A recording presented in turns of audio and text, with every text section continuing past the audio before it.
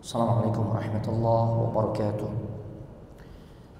Innal hamdalillah nahmaduhu wa nasta'inuhu wa nastaghfiruhu wa nastahdihi wa na'udzu billahi min shururi anfusina wa min sayyiati a'malina may yahdihillahu fala mudilla lahu wa may yudlil fala hadiya lahu. Asyhadu an la ilaha illallah wahdahu la syarika lahu wa asyhadu anna Muhammadan 'abduhu wa rasuluhu la nabiyya wa la rasula ba'dahu. Allahumma salli wa sallim ala nabiyyina Muhammadin wa ala alihi wa ashabihi ajma'in.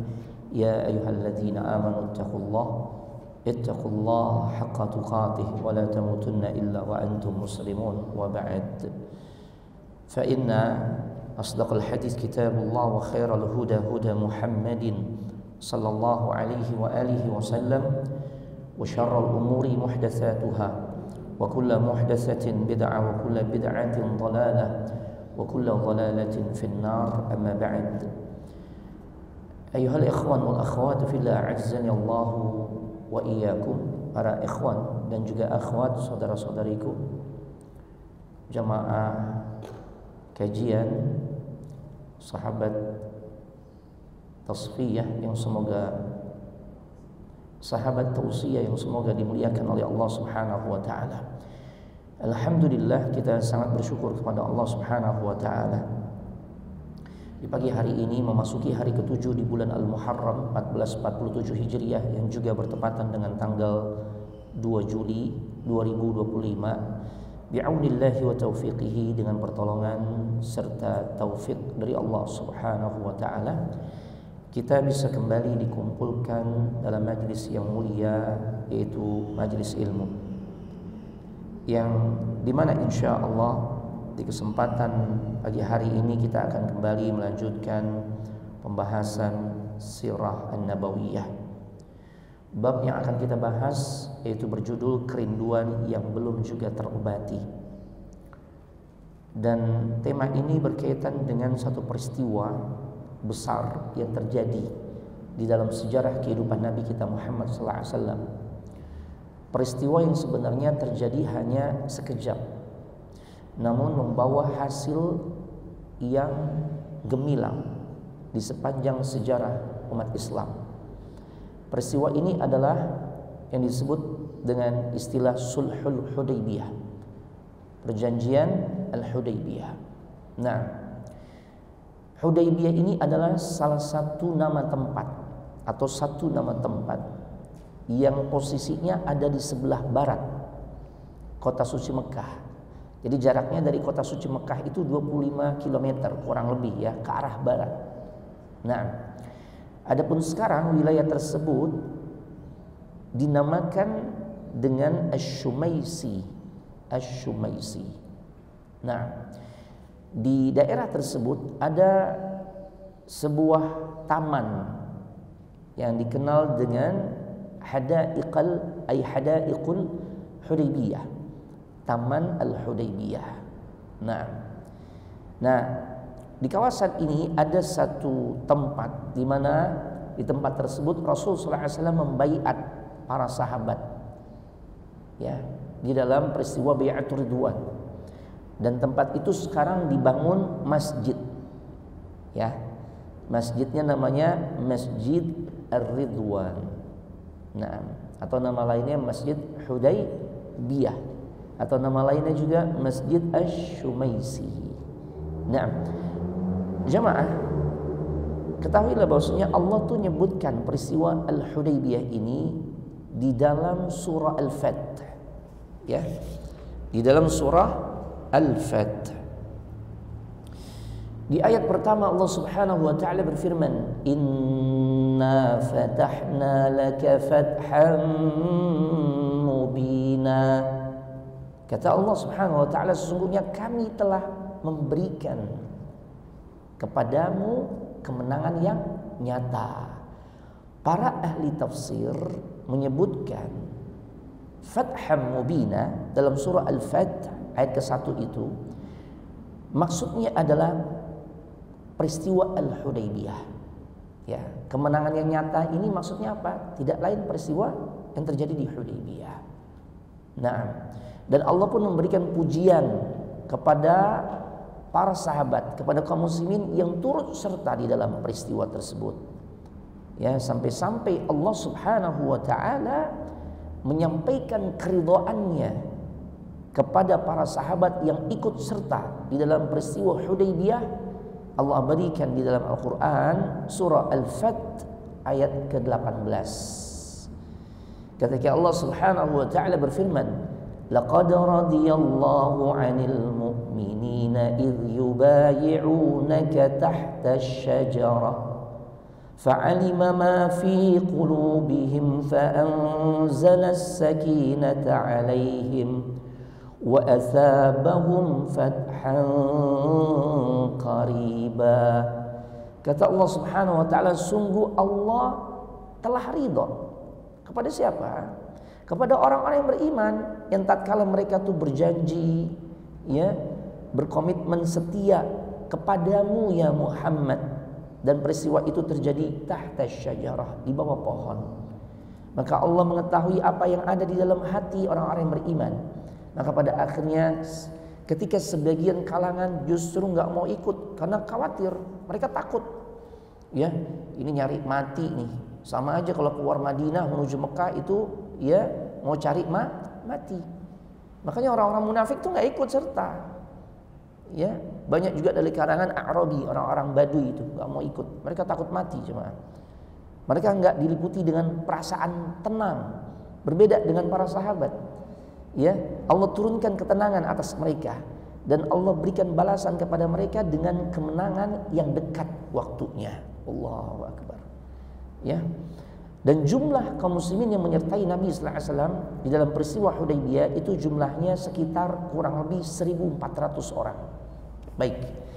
Sekarang kita masuk pada apa sih latar belakang terjadinya Sulhul Hudaybiyah. Ya, perjanjian Al-Hudaybiyah. Ana enggak paham kenapa ya al-muallif yang memberikan judul, ya, Profesor Dr. Zaid Ibn Abdul Karim, ya, beliau memberikan judul di bab ini dengan istilah perang Al-Hudaybiyah. Padahal, ya, dalam peristiwa ini tidak terjadi peperangan, jemaah. Tidak terjadi peperangan. Andai pun terjadi peperangan, itu sifatnya, ya, hanya untuk mempertahankan diri. Nah, dan itu kecil. Boleh jadi mungkin dikatakan perang karena melibatkan jumlah kaum muslimin yang sangat banyak. Walaupun sebenarnya anak pribadi merasa kurang pas, ya. Ya. Makanya para ulama pun lebih suka menggunakan istilah Sulhul Hudaybiyah. Ya, perjanjian Hudaybiyah. Nah, latar belakangnya apa? Tidak lain latar belakangnya adalah berawal dari mimpi yang dialami oleh Nabi kita Muhammad sallallahu alaihi wa alihi wasallam. Ya. Setelah peristiwa perang Ahzab, kan pembahasan sebelumnya yang kita bahas adalah perang Ahzab atau perang Khandaq.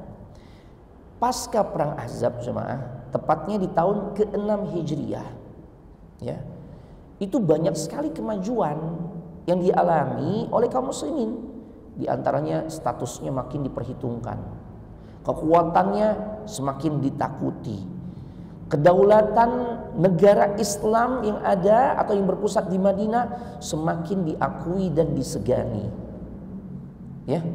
Dan imbasnya dengan kondisi kaum muslimin yang benar-benar positif, trennya positif nih saat itu, berimbas kepada membelotnya kabilah-kabilah yang sebelumnya itu menjadi pendukung orang-orang Quraisy.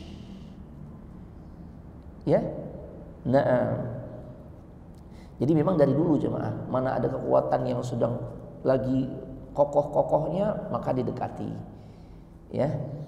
Ketika kekuatan tersebut sudah mulai melemah, maka buru-buru kebanyakan pihak meninggalkannya. Itu, jemaah, itu dunia begitu. Ya. Ya, dalam urusan perpolitikan dari sejak dulu pola-polanya kayak begitu, jemaah. Sama, zaman sekarang juga kan begitu kan.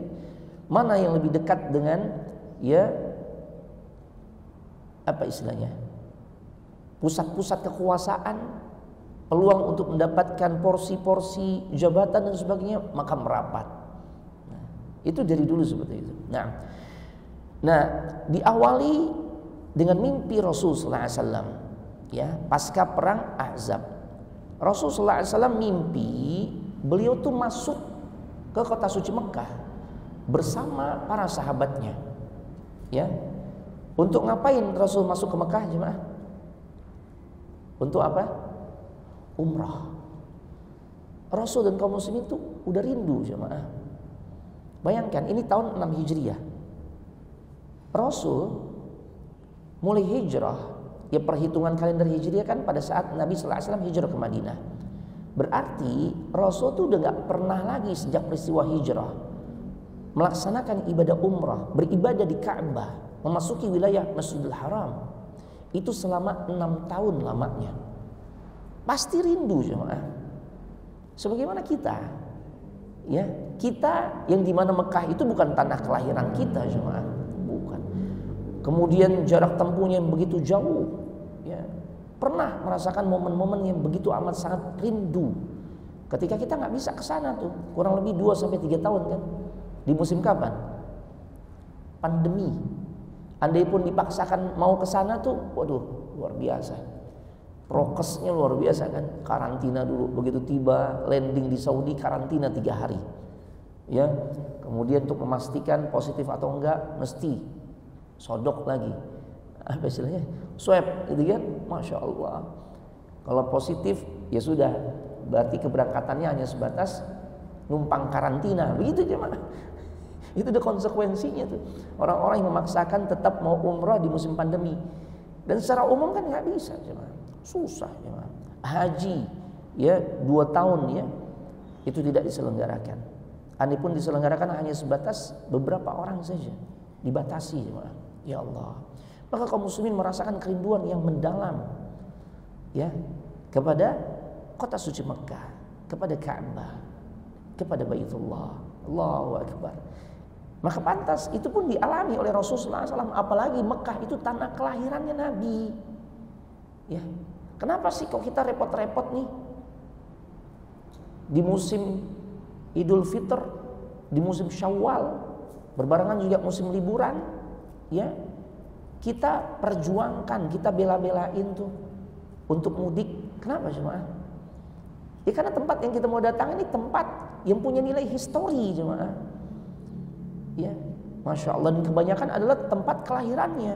Ini jemaah. Baik, makanya pantas Nabi sallallahu alaihi wasallam pun rindu, sampai kemudian kerinduannya muncul di dalam mimpinya. Rasul bersama kaum muslimin datang ke Mekah. Masya Allah. Baik, untuk melaksanakan umrah. Allah Subhanahu wa taala berfirman untuk mengisyaratkan hal itu ada di dalam surah Al-Fat, di buku kita di halaman 461. Dalam surah Al-Fat ayat ke-27 Allah Subhanahu wa taala berfirman, "Laqad sadaqallahu rasulahu ar-ru'ya bil haqq." Sungguh kata Allah Subhanahu wa taala, sesungguhnya Allah akan membuktikan kepada Rasulnya tentang kebenaran mimpinya, ya, bil haq, dengan sebenar-benarnya pembuktian. Ya, apa yang Allah akan buktikan terkait kebenaran mimpi Nabi sallallahu alaihi wasallam? Di kelanjutan ayat ini, la tadkhulunnal masjidal haram insyaallahu aminin. Ya, bahwasanya sesungguhnya kata Allah Subhanahu wa taala, kalian pasti akan memasuki Masjidil Haram. Ya, kalian akan bisa masuk ke Mekah, masuk ke Masjidil Haram, ya, kembali melihat Ka'bah dan beribadah di dalamnya atau beribadah di sekelilingnya. Allahu Akbar. Dan insya Allah dengan izin, dengan kehendak dari Allah, itu bisa dijalani dalam keadaan aminin, aman. Ya, yang dimana pada akhirnya semua rangkaian ibadah pun bisa dikerjakan sampai-sampai ya Nabi dan kaum muslimin akan melakukan muhalliqina ru'usakum, akan melakukan ya aktivitas tahallul dalam bentuk botakin rambut, tahliq. Wa muqassirin, dan sebagian juga tidak ngebotak rambutnya tapi dengan cara memendekkan. Makanya kita dapati orang tahallul itu ada yang pelontos, tahliq, ada yang taksir, memendekkan. Cuma yang memendekkan yang jadi masalah nih, yang perlu diluruskan. Kalau nggak mau botak licin, maka dipendekkan. Cuma memendekkannya ini rata. Kalau kita kan enggak, milih, cambang aja dicambang nih kepanjangan tuh, atau jambul 3 lembar, nah begitu jemaah. Itu kan yang terjadi ya, itu jemaah yang terjadi. Atau bahkan ada konsep yang ana baru temui di beberapa kali pemberangkatan umrah itu, jemaah, Ustaz, ana nyicil dulu Ustaz. Nyicil apa Pak maksudnya itu kan? Ana nyicil Ustaz, tahallulnya nih jambul dulu, nanti baru yang setelah itu ana botakin. Ya Allah. Jadi ada konsep tahallul nyicil jemaah. La haula wala quwwata illa billah. Ya makin nyeleneh ya. Jangan begitu Pak. Bapak kalau mau tahallul, enggak ada cicil-cicilan dan ini bilang ya. Enggak perlu ya beberapa helai dulu, dan itu pun konsep yang salah. Bapak mau botak atau mau pendek? Enggak. Ana enggak mau botak Ustaz. Baik.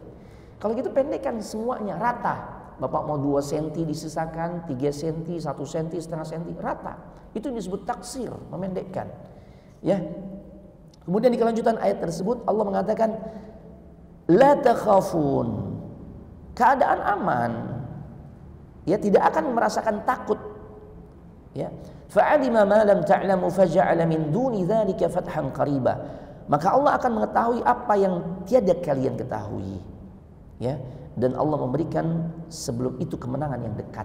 Oh, Masya Allah. Ya, taib. Karena memang faktanya ternyata di tahun ke-6 Hijriah ini tatkala Nabi keluar bersama kaum muslimin yang jumlahnya sekitar 1.400-an orang untuk umrah, ternyata terhambat. Ya, terhambat.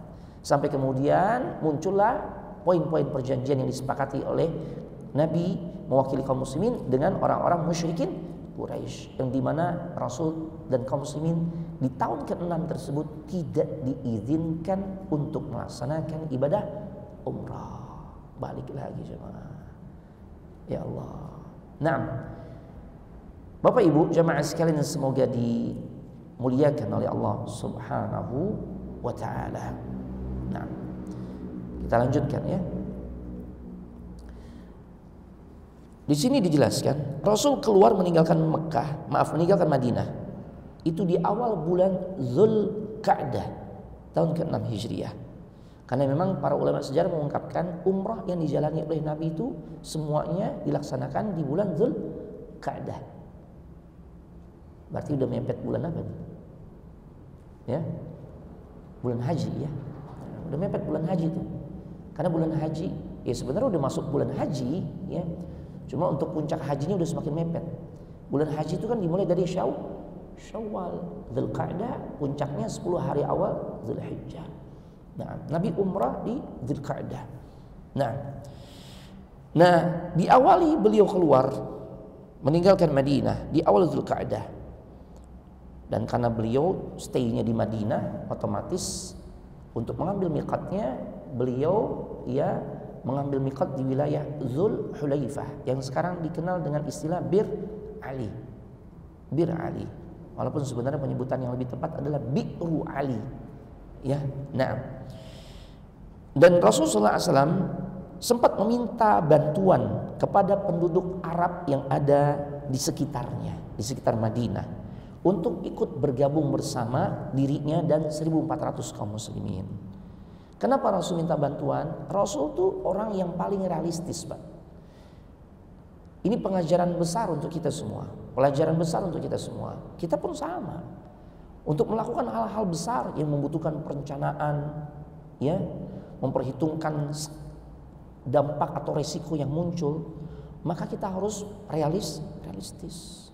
Rasul melihat nih tempat yang didatanginya itu adalah tempat yang dikuasai oleh musuh-musuh kaum muslimin.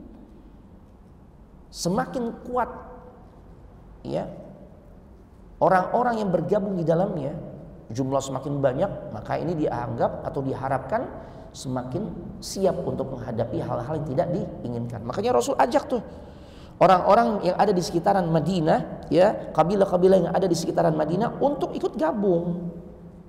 Nah, taib. Karena khawatir nih terhadap kekuatan orang-orang Quraisy yang kapanpun mereka tuh bisa saja menghalangi kaum muslimin, dan bahkan bukan cuma menghalangi, bahkan bisa mereka memeranginya, memerangi kaum muslimin. Dan itu kan udah pernah terjadi. 2 Hijriah perang Badar, 3 Hijriah Uhud, 5 Hijriah Ahzab atau Khandaq. Belum Sariyah itu pengerahan pasukan yang jumlahnya tidak kurang atau tidak lebih dari 100 orang, kecil gitu ya. Dan Nabi tidak membersamai mereka. Itu juga terjadi. Makanya Rasul perhitungkan itu. Diajak tuh kabilah-kabilah yang ada di sekitaran Madinah, tapi mereka menolak.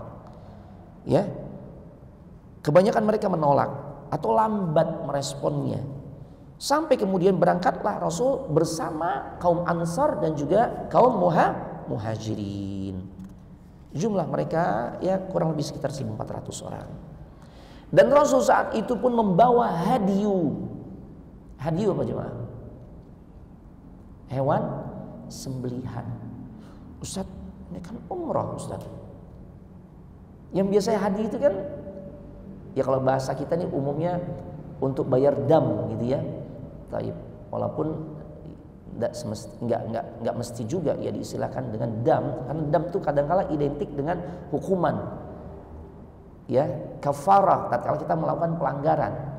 Padahal menyembelih dikala kita ibadah umrah ataupun haji itu bukan hanya semata-mata karena kita melakukan pelanggaran. Nah, hadi untuk umrah kayaknya belum pernah anda temui Ustaz. Kita umrah bolak-balik nih misalnya gitu ya. Antum yang udah sering umrah nggak pernah tuh pakai hadi, karena memang secara hukum adalah sunnah. Nah kalau haji baru tuh merasakan, apalagi kalau Indonesia atau jamaah secara umum hajinya adalah haji apa? Ada 3 jenis haji kan? Nah, kita paling tidak tahu lah sebagai bekal dan memotivasi kita untuk bisa berhaji. Haji itu ada 3 model. Apa saja? Reguler plus froda gitu ya. Bukan. Ya, tapi tamattu, qiran dan ifrad. Untuk kita nih, dan Nabi anjurkan kita melaksanakan model haji yang disebut dengan istilah tamattu. Ya. Haji yang diawali dengan melaksanakan ibadah umrah, kemudian pada saat masuk puncak haji di tanggal 8 Dzulhijjah baru kita mulai melaksanakan ritual hajinya. Ya.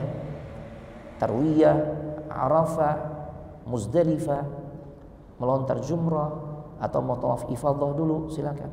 Masya Allah, itu di antara rangkaian-rangkaiannya. Tapi diawali dengan umrah. Nah, konsekuensinya setelah umrah selesai kita kan udah bisa tuh tahallul, dan kembali larangan-larangan itu tidak berlaku. Yang bawa istri atau bersama pasangan hidup, maka tidak ada larangan lagi bagi keduanya. Di antaranya maaf untuk melakukan hubungan suami istri. Cuma konsekuensinya ya harus menyembelih kambing. Itu disebutnya hadiyu. Hadiyu ini bukan karena hukuman, enggak, memang paketnya begitu. Itu cuma. Nah umroh boleh, makanya Nabi bawa hadiyu nih. Ya, nah, jadi boleh kita nih nanti misalnya ada yang mau umroh, kemudian Ustadz boleh gak kalau anak nyembelih kambing, hadiyu, ini sebagai bentuk hadiah. Hadiah itu artinya hadiah, ya, ungkapan syukur kita ketika Allah sampaikan kita ke kota suci untuk beribadah umroh, boleh. Makanya Nabi lakukan hal itu. Secara hukum sunnah. Nabi bawa hadiyu ini untuk mempertegas bahwasanya dirinya dan kaum muslimin keluar dari Madinah menuju Mekah bukan untuk perang, ya, tapi untuk umrah, untuk ibadah. Selain bawa hadiyu, Nabi dan kaum muslimin yang jumlahnya sekitar 1.400-an orang ini juga memakai baju ihram, ya, biar orang-orang musyrikin Quraisy tahu ini bukan buat perang nih, jadi tolong hargai gitu loh. Ya, masa perang yang seharusnya biasa pakai baju besi ini cuma pakai 2 helai, kain ihram nggak mungkin. Udah gitu bawa hadiyu lagi repot-repot ngapain gitu kan? Biar mereka paham nih, ya, kami datang dengan 1.400 orang, ya, itu tujuannya bukan untuk perang. Oh, masya Allah. Nah, demikian Nabi Sallallahu Alaihi Wasallam adalah orang yang sangat cerdas, jeli, visioner, tahu untuk melihat situasi, potensi-potensi apa yang mungkin akan terjadi dan potensinya besar. Di antaranya kerawanan dari sisi keamanan. Ya, makanya Rasul mengutus mata-mata dari kalangan suku Khuza'ah. Ya, di sini tercatat nama. Nah, sang penulis mengatakan Rasul mengutus seorang mata-mata dari suku Khuza'ah. Tujuannya agar bisa ngasih info, ya, tentang kondisi orang-orang Quraisy, penguasa Mekah. Nah, ketika berada di Usfan, beliau ketemu dengan seorang mata-mata namanya Bisr ibn Sufyan Al-Ka'bi, dan seraya berkata, ya Rasulullah, orang Quraisy sudah mendengar perjalananmu. Tuh. Mata-mata ini pun sudah ngasih info ke Nabi, orang Quraisy udah tahu tentang pergerakan Nabi bersama kaum muslimin, dan mereka sudah mulai ya mendengar hal itu, dan mereka bahkan mempersiapkan pasukan.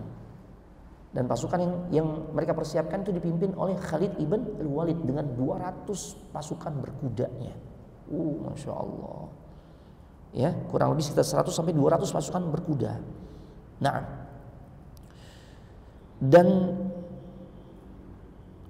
sangat jelas orang-orang Quraisy yang dipimpin oleh Khalid ibn Al-Walid dengan pasukan berkudanya, ya, mereka memang siap untuk menghadang Nabi dan kaum muslimin.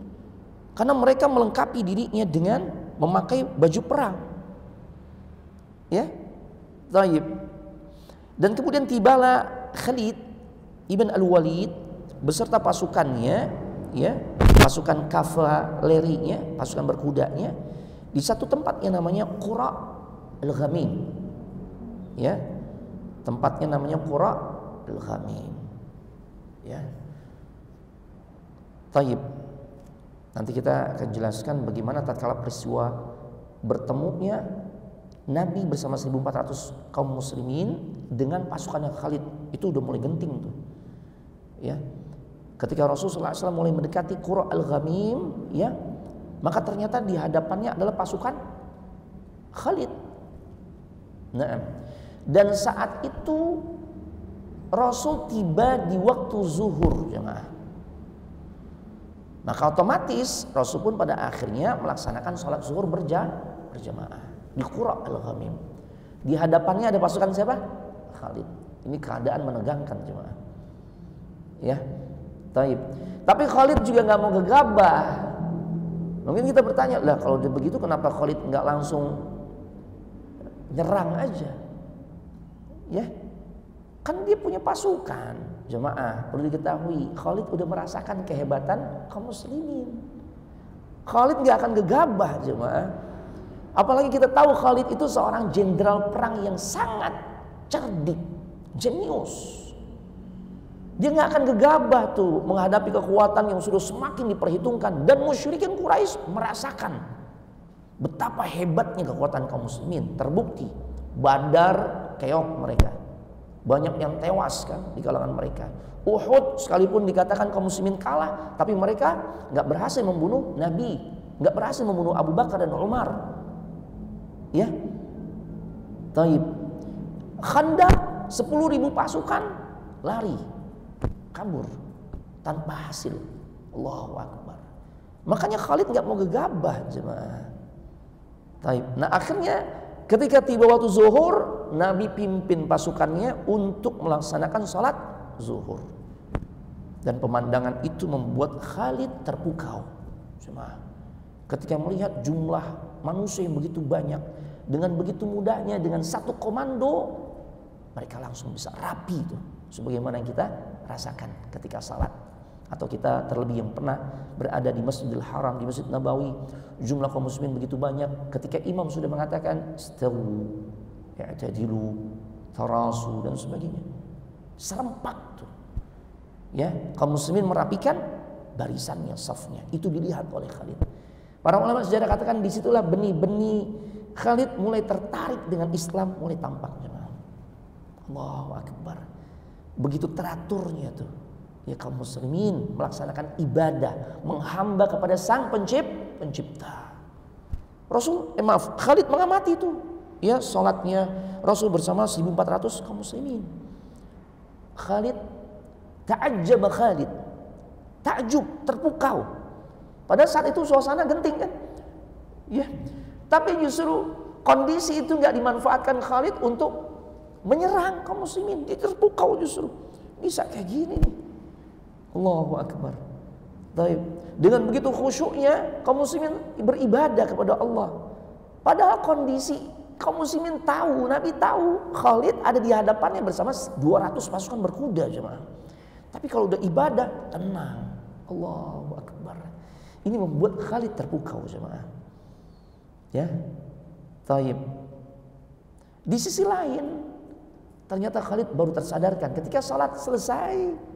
Khalid ibn Walid baru tersadarkan dia telah membuang percuma peluang besar untuk menyerang kaum muslimin dikala kaum muslimin sedang lengah saat lagi asyik beribadah. Allahu Akbar. Ini kedahsyatan salat jemaah.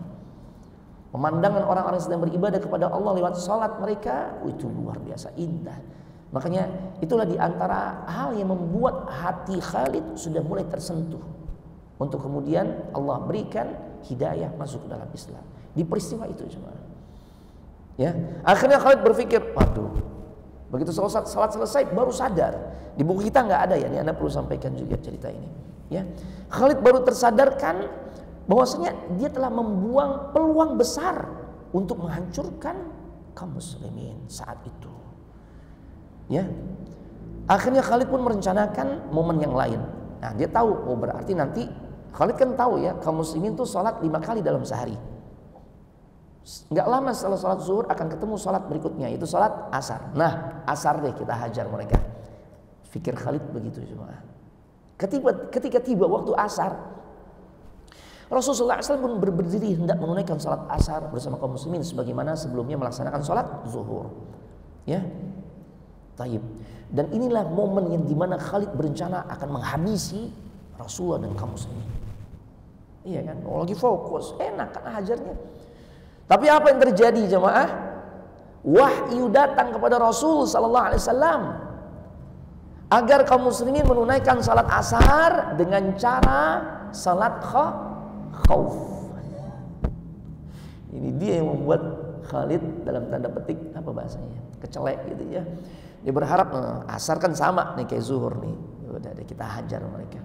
Apa yang terjadi? Ternyata Allah menyampaikan wahyu kepada Rasulullah SAW untuk melaksanakan tata cara sholat yang berbeda. Itu yang disebut dengan sholat khauf. Ya. Ini kalau riwayat ini yang Anda sampaikan mungkin berbeda sebagaimana yang antum pernah dengar dari ustadz yang lain. Jangan kemudian mengatakan, oh kok beda sih ustadz. Perlu antum ketahui ya, hadis-hadis yang menjelaskan tentang teknis tata cara sholat khauf itu lebih dari 5 riwayat. Artinya lebih dari 5 cara kita kaum muslim bisa melaksanakan sholat khauf.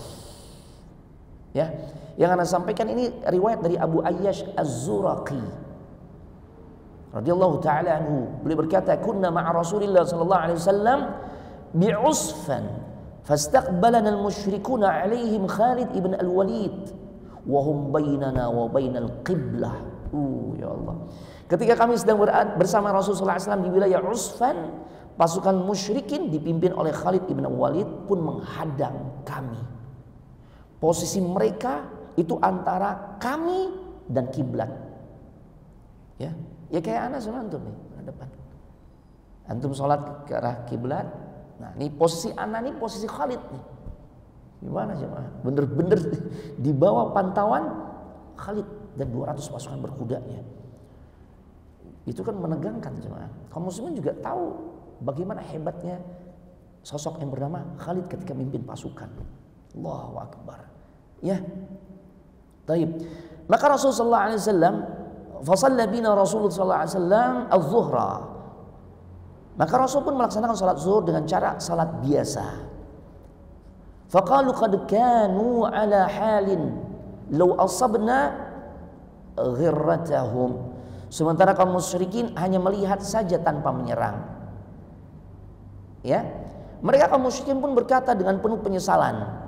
Ya, karena mereka terkesima kan melihat rapinya kaum muslimin melaksanakan salat ya zuhur secara berjamaah. Kemudian mereka berkata, "Ta'ti 'alaihimul an salatun hiya ahabbu ilaihim min abnaihim wa anfusihim." Ya. Mereka kaum musyrikin pun berkata dengan penuh penyesalan, sungguh mereka tadi dalam kondisi lengah. Andai kita serang mereka tatkala mereka sedang lalai karena sedang sholat, aduh itu kan pas banget nih. Kemudian mereka saling berkata, sebentar lagi akan datang waktu sholat asar. Nggak usah khawatir. Sholat tersebut bagi mereka kaum muslimin itu jauh lebih mereka cintai dibandingkan kecintaan mereka terhadap anak-anak dan diri mereka sendiri. Ini momen juga buat kita nih, buat hajar mereka, buat ngancurkan mereka. Ini cuma, makanya ini komentar orang-orang musyrik. Mereka tahu tuh gayanya, caranya kaum muslimin itu kalau sholat itu benar-benar luar biasa, totalitasnya benar-benar luar biasa. Aktivitas sholat itu adalah aktivitas yang paling dicintai, melebihi kecintaan mereka, kecintaan kaum muslimin atau kecintaan orang-orang beriman terhadap anak-anak bahkan diri mereka sendiri atau terhadap diri mereka sendiri. Sholat jauh lebih mereka cintai. Makanya ada pasukan musuh nggak peduli. Sampai diungkapkan kayak gitu kan, ya seperti itu oleh orang-orang musyrikin Quraisy. Nah, harapannya asar kita hajar mereka karena konsepnya sama. Apa yang terjadi? Fanazala Jibril alaihissalam bi hadhil ayat baina adh-dhuhri wal 'asr wa idza kunta fihim fa aqamta lahumus shalah. Maka ternyata Allah Subhanahu wa taala ya mengirim atau mengutus malaikat Jibril alaihissalam di waktu antara zuhur dan asar dengan membawa wahyu Allah. Wahyu Allah yang dimaksud itu adalah ya surah An-Nisa ayat 102. Ya.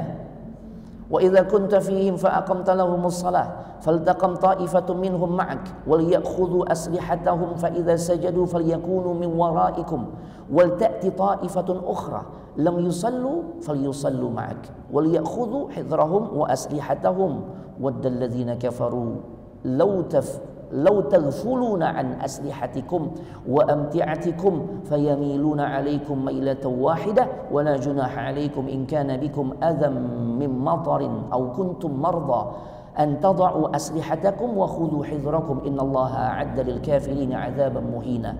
Yang artinya dan apabila kamu berada di tengah-tengah mereka, di tengah-tengah para sahabat, lalu kamu hendak mendirikan salat bersama-sama mereka, dan ini dalam kondisi perang, dalam kondisi diliputi rasa takut, maka hendaklah segolongan dari mereka berdiri salat besertamu dan menyandang senjata, membawa senjata. Kemudian apabila mereka yang salat besertamu sujud telah menyempurnakan serakaat, maka mereka berpindah. Yang tadinya posisi di depan, ya, berpindah ke belakang. Dan dijelaskan dalam sebuah riwayat posisi gini, Nabi salat bersama makmumnya 1400 kaum muslimin, beberapa saf tuh dibuat 2 saf misalnya, nah memanjang atau beberapa saf. Kemudian apa yang terjadi? Ketika Nabi ruku maka semua ikut ruku, ketika Nabi i'tidal bangkit dari ruku semua i'tidal. Tapi tatkala Nabi sujud maka yang di depan aja nih yang sujud, yang di belakangnya tetap berdiri. Inilah yang membuat kaget Khalid dan 200 pasukan berkudanya. Nah, kalau gini nggak bisa nyerang ini, mereka siap dengan senjatanya. Tatkala sujud telah selesai dilaksanakan, baru gantian. Yang belakang sekarang yang mulai melanjutkan sholatnya. Ya, mereka sujud tuh. Ya, melakukan sujud yang sebelumnya tertunda. Nah, ketika shaf yang di depannya mulai berdiri. Dan setelah kedua-duanya berdiri, maka berpindah. Yang di depan sekarang pindah ke belakang, yang di belakang pindah ke depan. Oh, Masya Allah. Luar biasa syariat Islam ya, sempurna jemaah ya, Masya Allah. Baik jemaah, dari situlah kemudian kita mengenal di dalam syariat terkait praktek ibadah salat ada konsep salat yang khusus disebut salat khauf. Makanya salat yang kayak begini nih, ini fikih yang mesti dipelajari oleh para tentara. Loh iya, mereka kan bertugas dari sisi keamanan. Artinya dalam urusan perang ini mereka orang pertama yang berada di garda terdepan jemaah. Ini jemaah, kita harus paham tentang perkara-perkara ibadah yang secara khusus pasti akan kita jalani. Bagi seorang dokter dia harus paham tuh tentang fikih kedokteran. Bagi yang mau nikah maka dia harus paham tentang fikih pernikahan. Ya, Bagi yang mau nikah lagi, termasuk juga yang banyak halnya. Semua harus dengan ilmunya, bukan hanya sebatas semangat, enggak. Ya, termasuk maaf ketika emang Ustadz udah buntu nih, ana harus divorce, ana harus cerai nih. Kalau ada begini caranya tidak menimbulkan maslahat, madarat terus Ustadz. Baik, pelajari dulu tentang bab fikih talak agar tidak terjadi kezaliman, tidak menzalimi atau tidak menjadi pihak yang dizalimi. Pelajari. Yang mau dagang maka dia harus paham tentang fikih muamalah, fikih perdagangan. Makanya Umar kan melarang tuh orang-orang yang akan terjun di dalam dunia perdagangan, ya, sebelum mereka menguasai tentang fikih perdagangan nggak diizinin sama Umar. Luar biasa. Gimana kira-kira zaman orang-orang zaman sekarang? Pedulikah tentang bekal ilmu yang seperti ini? Tidak. Yang penting fulus, Ustadz, fulus sudah cukup nih, karena mau dagang. Seharusnya pelajari dulu tentang fikih perdagangan. Ini jemaah. Nah, prajurit, tentara itu harus paham tuh. Termasuk kepolisian juga ya. Iya. Pokoknya pekerjaan-pekerjaan yang memang di situ ya akan menghadapi situasi-situasi yang genting, menakutkan dan sebagainya. Maka dia harus paham juga tentang syariat-syariat yang secara khusus mengatur tentang hal tersebut. Nah, baik, Bapak Ibu jemaah sekalian semoga dimuliakan oleh Allah Subhanahu wa taala. Kita lanjut di halaman 462. Nah, Rasul mengajak para sahabat untuk bermusyawarah dan berkata, "Bagaimana menurut kalian? Kita kembali aja ya ke Madinah atau kita tetap lanjutkan perjalanan menuju Baitullah?" Karena Rasul sudah melihat nih potensinya berat nih. Ya. Baru sampai Qura Ghanim aja udah ketemu Khalid dengan 200 pasukannya. Ini berat nih. Dan Rasul kan orang yang sangat memahami tentang perasaan orang lain. Rasul tuh orang yang paling tahu diri. Ya, makanya Rasul ajak musyawarah. Khususnya Rasul ingin dengar nih pendapat dari orang-orang Ansar. Karena nih urusannya nih bukan kembali kepada orang-orang Madinah, nih urusannya orang-orang Mekah nih. Yang memang punya nilai histori, meninggalkan hal yang gak enak buat diri Nabi dan juga kaum muslimin dari kalangan muhajirin. Kalau Ansor itu kan istilahnya kebawa-bawa gitu loh, karena mereka udah komitmen menjadi bagian ya satu tubuh dalam kaum muslimin, diikat dengan akidah Islam. Kan itu ya, dengan agama Islam. Masya Allah. Makanya Rasul katakan, gimana, apa kita balik lagi atau kita lanjutin? Sahabat kompak dan diwakili oleh Abu Bakar. Allah dan Rasul yang paling tahu. Kita kan datang untuk melaksanakan umrah ya Rasul. Kita bukan untuk berperang. Kecuali memang ada yang menghalangi kita. Ya. Maka kita harus lawan mereka. Kita bisa bunuh mereka. Kita lawan, kita perangi. Tapi ya kita kembali kepada rencana awal. Kita nih mau umrah ya Rasul. Oh Masya Allah. Taib. Kemudian akhirnya diputuskanlah atau disepakati melanjutkan perjalanan menuju Mekah. Lalu Rasulullah SAW mengatakan, siapa yang bisa menunjukkan jalan yang dimana jalan ini enggak diketahui oleh musuh kita, oleh mereka orang-orang musyrik Quraisy. Artinya mungkin bahasa kita apa? Jalan tikus gitu ya. Nah, akhirnya seorang dari suku Aslam berkata, "Ana ya Rasulullah, saya Rasul." Kemudian rombongan beliau pun melewati rute tersebut. Ya walaupun rute itu sangat menyulitkan. Ya biasa lah, yang namanya jalur alternatif itu biasanya memang sulit. Ya. Kita mungkin ingin liburan ke puncak, aduh merah semua tuh. Biasanya kan suka ada yang nganter tuh ya, apa istilahnya joki-joki ya, diminta bayaran, ya dianterin kita ke rute jalur alternatif. Tapi biasanya gimana jalurnya? Serem nggak? Ya Allah, pinggir jurang Ustaz. Ya begitu ya. Nah ini sama nih, yang nunjukin jalan ini untuk bisa berangkat ke Mekah, tapi lewat rute yang tidak banyak diketahui oleh orang-orang musyrikin Quraisy, ternyata menyulitkan jemaah. Jemaah, inilah perjuangan jemaah. As-safaru qit'atun minal adzab. Safar itu adalah potongan dari azab, potongan kesulitan demi kesulitan. Potongan dari kesulitan demi kesulitan pasti akan kita dapati. Sekalipun safarnya sekarang Ustaz, iya. Ya, sekalipun nggak naik onta Ustaz, tapi naik Airbus atau Boeing, iya. Apa aja. Kan banyak yang nggak kita sukai dari perjalanan safar itu. Di antaranya sekalipun enak, ternyata kan sekalipun nyaman, ber-AC pesawat, pegel gak cuma? Pegel 9 jam, ya, duduk gitu kan. Makanya 1 jam 2 jam ya jalan-jalan lah untuk relaksasi, ya, melenturkan otot-otot dan sebagainya. Belum lagi ya sekalipun enak, ternyata makanannya nggak sesuai selera cuma. Ya, ditawari chicken omelet, nah gitu aja gitu kan. Kita pengennya kredok, ndak ada cuma. Ya, ndak ada kredok cuma. Ya, masya Allah, ndak ada. Setahu anak ndak ada cuma. Ya Allah. Kalau bubur ayam masih ada cuma bubur ayam. Tapi bubur ayam di kelas bisnis cuma gimana ya? Masya Allah. Nah ini cuma. Ini berat ya, dan ini dilalui oleh Rasul dan kaum muslimin yang jumlahnya 1400. Pengen umroh cuma, pengen umroh. Makanya kita ini perlu belajar sejarah agar rasa syukur kita tuh semakin besar. Kadang kita fasilitas enak aja, ya Allah, ini mulut sulit dijaga cuma. Banget sih, ya Allah. Ya, kenapa susah mesti pakai transit? Lah kan dari awal udah tahu. Paketnya pakai transit, gitu kan? Ya kita nikmati saja, ya kita bisa tahu kondisi negara lain, ya kayak begitu.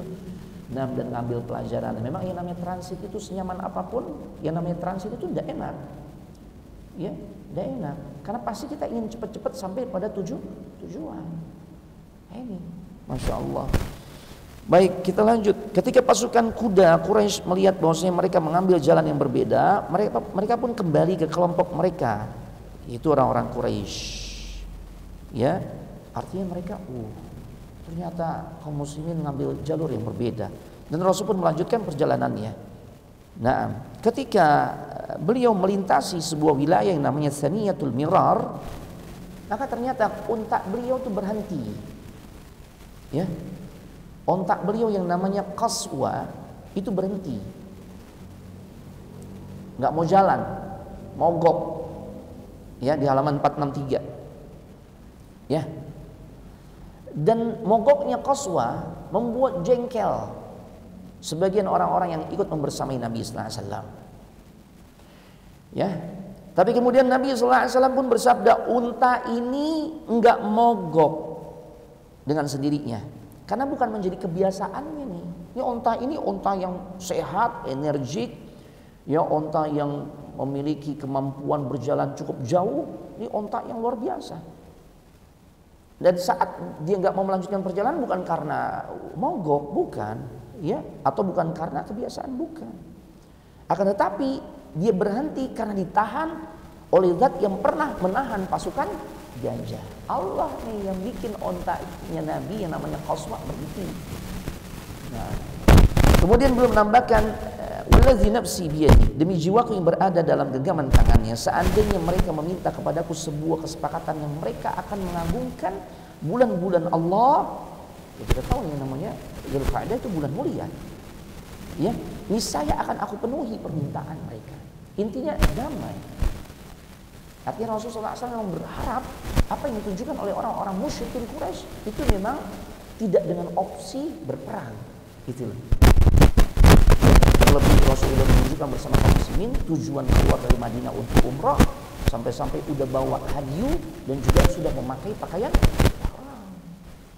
Ya, tapi ternyata keadaan kan beda. Rasul udah ngelihat nih pasukan berkuda siap banget nih untuk berperang. Yang mimpin nggak tanggung-tanggung, Khalid. Allahu Akbar.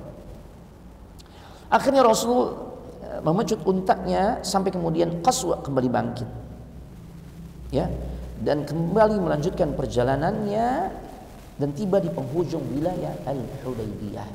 Ya, tadi sebelah barat kurang lebih 25 km dari arah kota suci Makkah. Jadi udah dekat Makkah tuh.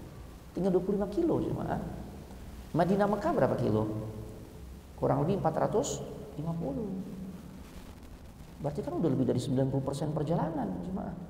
Allahu Akbar, tinggal 25 kilo lagi, udah 425 kilo tuh dilewati. Ya. Taib. Dan pada saat itu sumber mata air sangat sedikit. Ya kita tahu jemaah. Arab, gersang, gunungnya gunung batu, ya, padang pasir. Ya tentu kita paham pasti sulit untuk mendapatkan fasilitas air bersih. Makanya kalau antum pernah berpikir gak? Pernah mikir gak? Tapi kita di sono enak-enak aja, air melimpah, koran-koran kenceng keluarnya gitu ya. Itu air dari mana? Air dari mana jemaah? Laut. Jemaah. Fasilitas air yang ada di Saudi khususnya itu dengan konsep desilasi. Air laut disuling. Kalau antum melihat tuh, misalnya lagi perjalanan di Mekah, Taif juga ada, Madinah ada, tapi Mekah biasa sekali. Taif juga melihat tuh ada tangki gede banget. Itu bukan pabrik minyak, gimana? Bukan. Itu pabrik pengolahan. Per harinya tuh jutaan barel itu diproduksi untuk memenuhi kebutuhan air bersih. Bayangin, Masya Allah, negeri ini berkahi ya. Kita kan ada juga mikir dari mana airnya? Coba searching. Oh, desilasi air laut juga. Makanya ketika Rasul ya melanjutkan perjalanan sampai di Hudaybiyah, air dikit ya, sehingga para sahabat rebutan. Ya, iya, air sumber kehidupan. Masih rebutan ya. Yang kemarin haji, ya Allah. Yang paling krusial, titik krusialnya apa? Kebutuhan apa? Air. Buat mandi, buat apa lagi? Buang air, buat minum. Ya Allah. Sampai 20 antrinya ya Allah. Sampai-sampai yang tadinya udah kebelet hilang tuh rasa kebelet. 20 itu, Ustaz, 20 orang. Ya sudah Pak, antri aja sambil zikir. Mau ngapain lagi? Ya Allah. Ini jemaah. Nah, mereka berebutan dan mereka pun ngadu kepada Rasulullah SAW dan beliau mengeluarkan sebilah anak panahnya. Ini jemaah. Ya. Beliau ambil anak panahnya dan memberikan kepada salah seorang sahabatnya dan diperintahkan untuk menancapkan anak panah tersebut di dasar sumber air itu, di dasar oase, disebutnya sumber air di tengah padang pasir disebutnya oase, airnya nggak banyak. Nabi perintahkan tancepin nih anak panah ini ya di dasar oase, sehingga akhirnya airnya pun ya keluar dengan begitu derasnya. Apa namanya ini? Mukjizat Nabi SAW. Nanti kalau mukjizat khusus buat siapa? Yang mampu melakukannya siapa? Atas izin Allah, tidak lain adalah Nabi. Kalau kita mantek, jangan pakai coba-coba ya. Di rumah anak banyak anak panah, anak latihan memanah. Berarti anak pakai konsepnya Nabi. Ya di dasar sumur anak tancepin, sumur udah kering, enggak. Ya panggil tukang pantek kalau kita. Ya biar keluar air, berarti kurang dalam. Ya. Kadang suka mengada-ngada orang sekarang itu cuma memposisikan dirinya kayak Nabi cuma. Loh iya, bikin syariat baru, ngaku bisa bahasa ini bahasa itu kan ngaku memposisikan diri kayak Nabi kan. Loh iya, siapa yang bisa bahasa semut? Nabi Sulaiman. Ada nggak zaman sekarang orang yang ngakunya itu bisa bahasa semut yang sampai viral? Ada nggak? Ada. Bahkan bukan cuma bahasa semut, bahasa apa lagi? Cacing, edisi cacing, edisi apa lagi itu? Aduh ya Allah, ini jemaah. Ada pengikutnya nggak jemaah? Ada, banyak itu, banyak itu jemaah. La haula wala quwwata illa billah. Kita sedih nih dengan kondisi kaum muslimin kayak begini jemaah. Ya makanya dakwah harus terus ya dilakukan, disebarkan. Ini dakwah semakin syiar aja masih begini, gimana dakwah nggak syiar jemaah? Ya Allah. Ya, kita sedih nih ngeliat kondisi-kondisi yang seperti ini jemaah. Ya, karena memang para dai memang harus dia mendedikasikan waktunya, sebagian besar waktu yang dia miliki untuk dakwah jemaah. Karena kalau nggak ada dakwah gimana? Makin rusak nih dakwah sebegini syiarnya masih kayak begitu zaman sekarang jemaah. Banyak pengikutnya, subhanallah, ya dan dibela. Ya dengan alasan, dengan hujjah, oh ini dia levelnya beda kayak orang pada umumnya. Tuh, mana coba? Ini menjadi kerisauan kita bersama. Ya Allah, na'udzubillah. Tapi Bapak Ibu jemaah sekalian semoga dimuliakan oleh Allah Subhanahu wa taala. Ya. Tatkala Rasulullah SAW sudah merasa tenang, maka datang utusan dari musyrikin Quraisy, namanya Budail ibn Warqa dan beberapa tokoh dari suku Khuza'ah, diutus untuk bernegosiasi, mencari tahu ini Nabi bersama kaum muslimin jumlahnya sekitar 1.400 mau ngapain keluar dari Madinah bergerak menuju Mekah. Akhirnya terjadilah dialog, ya. Kemudian Nabi mengabarkan kepada Budail dan juga orang-orang yang membersamai dirinya, kedatangannya itu bukan untuk perang, melainkan untuk ziarah ke Baitullah, mengagungkan kemuliaan Baitullah yang Allah berikan kepadanya dalam rangka beribadah umrah. Tuh. Akhirnya Budail kembali menemui pembesar-pembesar Quraisy yang mengutus dirinya mengabarkan Nabi dan kaum muslimin mereka mau umrah, mau ibadah, mau mengagungkan Baitullah. Nah, mereka nggak percaya, ya, mereka nggak percaya. Akhirnya mereka utus utusan yang lain yang namanya Mirkaz ibn Hafs untuk datang lagi kepada Nabi dan kembali mencari tahu ngapain nih kalian nih datang-datang jauh dari Madinah, keluar Madinah menuju Mekah. Nabi simple, apa adanya, maka beliau sampaikan lagi, kita datang untuk mengagungkan Baitullah, untuk melaksanakan ibadah umrah. Tuh. Taib. Akhirnya kembali dan menyampaikan kepada pembesar-pembesar Quraisy. Belum puas juga, diutus lagi utusan lainnya, Hulais ibn Alqamah, ya. Ketika Nabi melihat kedatangannya, Nabi berkata, orang ini berasal dari kalangan yang bertauhid. Artinya ada sebagian orang-orang yang memang masih memegang teguh ajaran tauhid. Apakah itu ajaran yang diwariskan oleh Nabi Ibrahim atau nabi-nabi lainnya, gitu. Nabi komentari.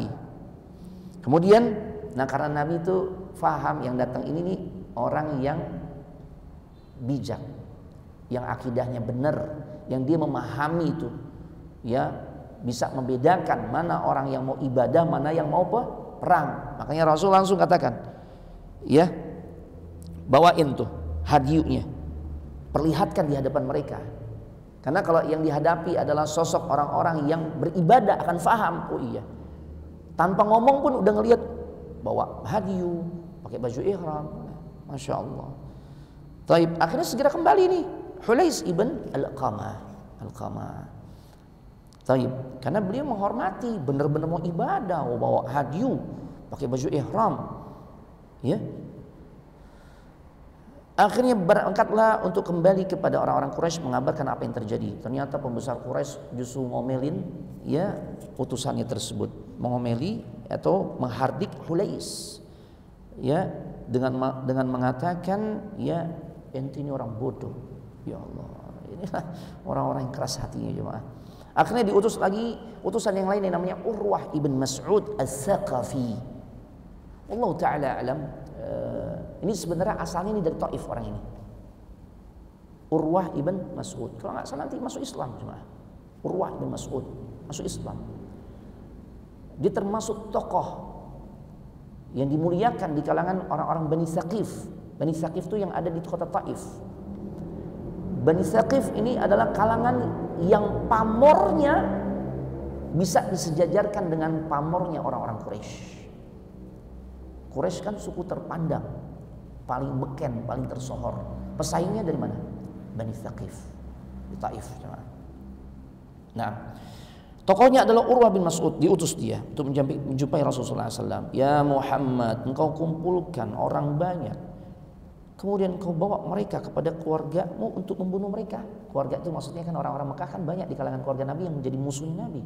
Ini sama aja nih ente nganterin nih teman-teman ente bersamai ente nih, ya, untuk dibunuh oleh keluarga ente sendiri. Mereka, maaf, Urwah ini coba memprovokasi kaum muslimin. Demi Allah, ya, dengan mereka sepertinya kamu lihat pengikut kalian akan menyingkir darimu besok pagi. Ya. Artinya Urwah benar-benar ngomporin orang-orang saat itu, dia memanasi Nabi juga. Ntar juga nih pengikutmu pada kabur, gitu. Dia nggak akan lagi mau setia sama engkau ketika mereka melihat potensi bahaya yang akan menimpa mereka. Tuh. Abu Bakar berkata, ya antum bisa baca ya bagaimana Abu Bakar jengkel banget. Ya, apakah kalian mengira kami serendah itu? Kata Abu Bakar. Maka Urwah bertanya, ini siapa nih orang? Siapa nih Muhammad? Maka Nabi SAW mengatakan, ya, wah ibnu Abi Quhafah, ini putranya Abu Quhafah. Maka Urwah berkata, demi Allah, jika aku tidak berutang budi padanya, pasti aku akan balas. Jadi berjengkel banget Urwah nih dengan perkataan Abu Bakar. Tapi ternyata begitu dia tahu, ternyata sosok yang bicara itu adalah sosok yang pernah menolong kepada dirinya, menolong dirinya. Artinya Urwah punya hutang budi itu. Kasus apa Allah a'lam bishawab. Karena memang terkenal Abu Bakar adalah orang yang suka menolong. Ya. Kemudian Urwah berusaha untuk menjama janggut Rasulullah SAW. Apa bahasa kita ini? Bahasa Indonesia nggak sopan, songong gitu ya, nggak sopan. Pengen dipegang jenggotnya Nabi. Ya Allah. Dan saat itu ada sahabat yang namanya Mughirah bin Syu'bah. Segera beliau berdiri di dekat Nabi, dia tepak tuh, dia tepuk tuh apa namanya? Tangannya Urwah yang ingin menjamah janggutnya Nabi sallallahu alaihi wasallam. Ya, ini kan kehormatan gitu ya. Allah a'lam bishawab, tapi sebagian kalangan katakan bagi orang-orang Arab ini jenggot ini kehormatan ya. Jadi jangan sembarangan tuh kita megang-megang jenggot orang Arab gitu ya. Nah, kalau di kita kan beda ya. Di kita apa yang kita anggap, kita sakralkan? Kita benar-benar muliakan. Kalau sampai kesentuh, wah ngajak fight nih orang. Kalau kita bagian apa? Kepala. Kalau mereka enggak, cuma beda. Nah, makanya bagi yang berhaji atau umrah itu mesti paham kultur orang-orang setempat. Jangan merah wajah kita ketika dipegang kepala kita. Oh, songong banget ngajakin berantem. Enggak. Itu boleh jadi ungkapan keakraban mereka sama kita. Justru sebaliknya, jangan coba-coba kita pegang jenggot dia, karena bagi mereka itu adalah kehormatan. Ya, nah, Urwah saat memperhatikan apa yang dilakukan oleh para sahabat. Ini jemaah, ini keistimewaan Nabi sallallahu alaihi wasallam. Bagaimana mereka ta'zimnya kepada Nabi sallallahu alaihi wasallam sampai ketika Rasul sallallahu alaihi wasallam berwudu, air tetesan bekas wudunya belum sampai jatuh ke tanah tuh udah direbutin oleh para sahabat. Allahu Akbar. Maaf, Nabi meludah. Ludahnya pun sama direbutin oleh para sahabat. Ada rambut yang rontok, sahabat rebutan rontokan rambutnya Nabi sallallahu alaihi wasallam. Allahu Akbar. Ya, ini jemaah. Ingat. Kenapa demikian? Karena sesungguhnya fisik Nabi itu apapun yang ada pada diri Nabi itu berkah, khususnya fisiknya. Tapi tidak berlaku kepada selain Nabi, termasuk para sahabat. Kalau sahabat aja fisiknya nggak berkah, apalagi orang selain sahabat. Simpel kan? Tapi orang zaman sekarang kan memposisikan dirinya ke Nabi. Ya, sengaja nih bekas minumnya, siapa yang mau minum, yang mau dapat berkah, yuk minum ntar. Ya Allah. Anda juga dapat kiriman postingan, Ustaz gimana fenomena begini? Makan bolu, makanannya sambil berdiri, kemudian dilempar ke jamaahnya untuk direbutkan. Kenapa? Berkah. Subhanallahil azim. Ya. Maka Urwah ibn Mas'ud ketika melihat pemandangan yang luar biasa, ketika ia kembali ke kalangan orang-orang Quraisy, dia berkata, "Ya ma'syar Quraisy, wahai orang-orang Quraisy, aku tuh sering bertemu dengan pembesar-pembesar, ya penguasa-penguasa yang ada di masa ini. Aku bertemu dengan pembesar atau raja Romawi, Kisra, Kaisar, Najasyi di Habasyah, ya di Persia dan sebagainya. Ya, tapi demi Allah aku belum pernah melihat seorang raja yang begitu amat sangat dihormati sebagaimana Muhammad sallallahu alaihi wasallam yang begitu dihormati oleh para sahabatnya." Diceritain tuh, tetesan air wudhunya belum sampai ke tanah mereka udah rebutan. Ludahnya direbutkan. Semua yang ada pada diri Nabi itu, kalau ada sisa-sisanya, rontokan rambutnya diperebutkan. Allahu Akbar. Ya, sahabat nggak akan mau membiarkan nabinya itu cedera, terluka walaupun sedikit. Ya, kemukakanlah pendapat kalian kepada aku tentang hal ini. Oh, masya Allah. Artinya ini ketakjuban Urwah ibn Mas'ud tentang betapa mulianya kedudukan Nabi di hati para sahabat. Ya. Betapa berharganya Rasulullah SAW di kalangan para sahabat, dan betapa Rasulullah SAW adalah sosok yang fisiknya berkah. Nah, kemudian Rasul memanggil Kharash ibn Umayyah al-Khuzai, lalu mengutusnya ke kaum Quraisy dan memberikan ontaknya. Nah, ontak ini namanya Sa'lab, berarti Nabi membawa banyak onta. Tadi kan namanya Qaswa, yang sekarang Sa'lab. Di sini para ulama juga mengatakan, boleh-boleh saja antum punya binatang antum namain. Sebagaimana Nabi pun menamakan untanya itu dengan nama Qaswa dan juga Sa'lab. Ya. Akan tetapi saat utusan yang Nabi utus ini, Kharash bin Umayyah sambil menunggangi onta Nabi yang bernama Sa'lab datang ke kalangan orang-orang musyrikin Quraisy, ternyata mereka memperlakukan utusan Nabi ini dengan tidak baik. Karena dari sejak dulu konsensus atau kesepakatan yang disepakati ya, ketika ada dua kubu yang bertikai dan tatkala itu ya salah satu kubu mengirimkan utusan, maka utusan nggak boleh disakiti. Ya, sampai sekarang kan gitu ya. Nah, tapi ini tidak berlaku. Ternyata unta yang ditunggangi oleh ya Kharash ibn Umayyah disembelih. Ya. Bahkan ya Kharash pun hendak dibunuh saat itu, tapi kemudian dicegah oleh orang-orang sehingga ia pun dibebaskan. Lalu akhirnya Rasul panggil Umar untuk diutus menemui orang-orang Quraisy. Tapi Umar merasa berat dengan alasan gak ada kaum yang akan melindungi dirinya. Apalagi Umar tahu bagaimana mereka begitu amat sangat ya ambisius untuk ngebunuh Umar. Dan Umar sulit untuk mendapatkan perlindungan. Ya, karena rata-rata semua memusuhi dirinya. Akhirnya akhirnya Umar pun mengusulkan. Umar ngasih solusi. Kayaknya lebih pantas yang diutus adalah Utsman.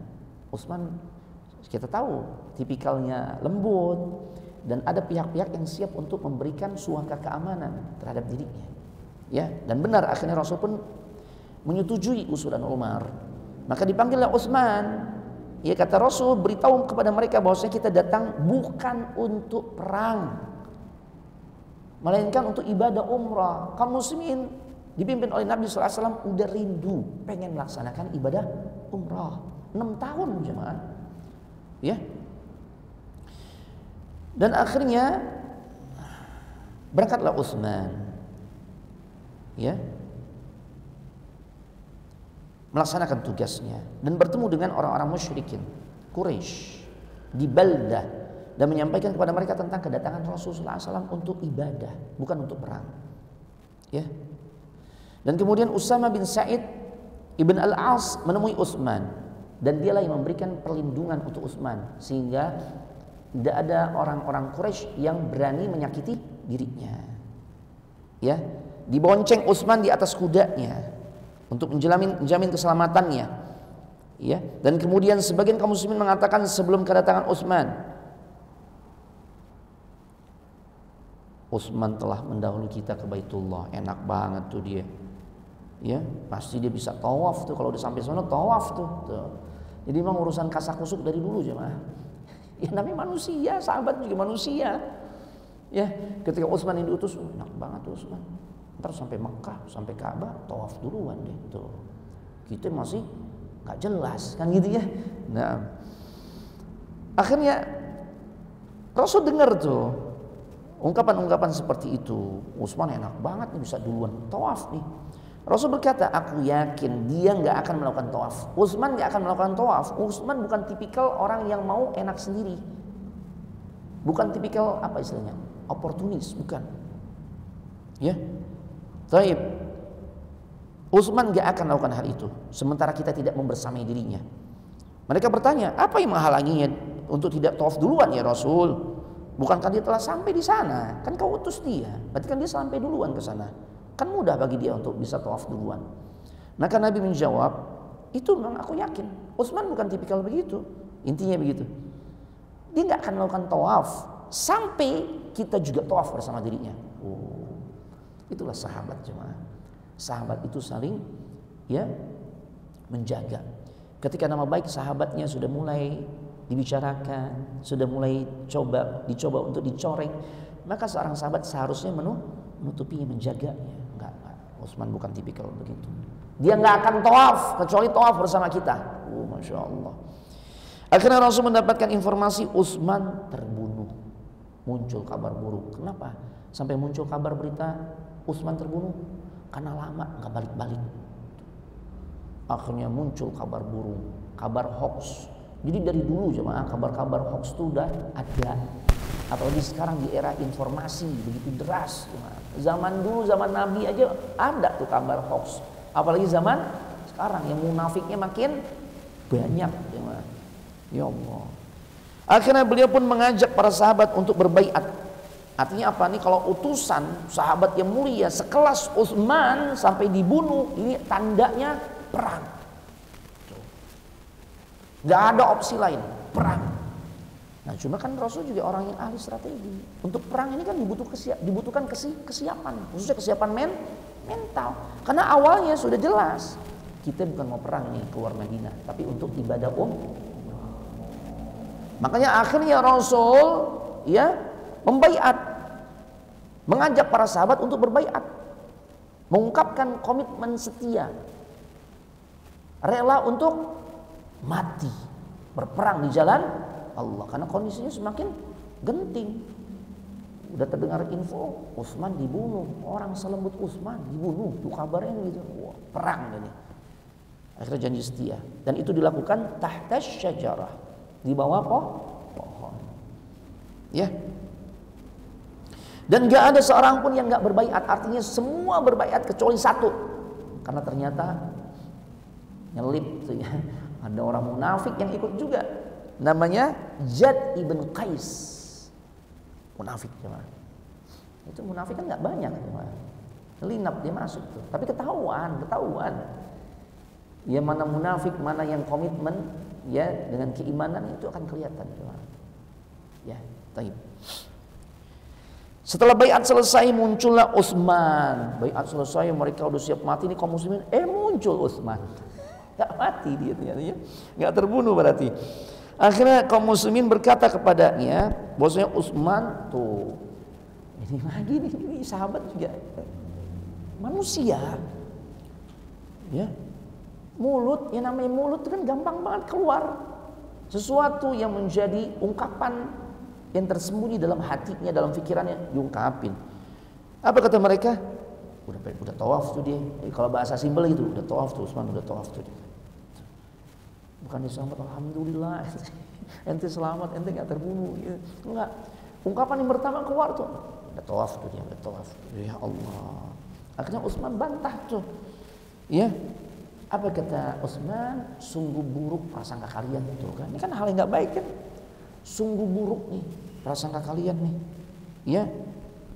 Sampai beliau bersumpah atas nama Allah, wallazi nafsi biyadi, demi zat yang jiwaku berada dalam genggaman tangannya, seandainya aku tinggal di Mekah setahun lamanya, Rasul berada di Hudaybiyah, otomatis belum bisa tawaf kan, aku gak akan pernah untuk bisa melaksanakan tawaf tanpa bersama Rasulullah SAW. Tuh, aku gak akan tawaf. Sehingga Rasul juga tawaf terlebih dahulu. Lihat cuma, benar kan keyakinan Rasulullah SAW tentang sosok Utsman? Luar biasa.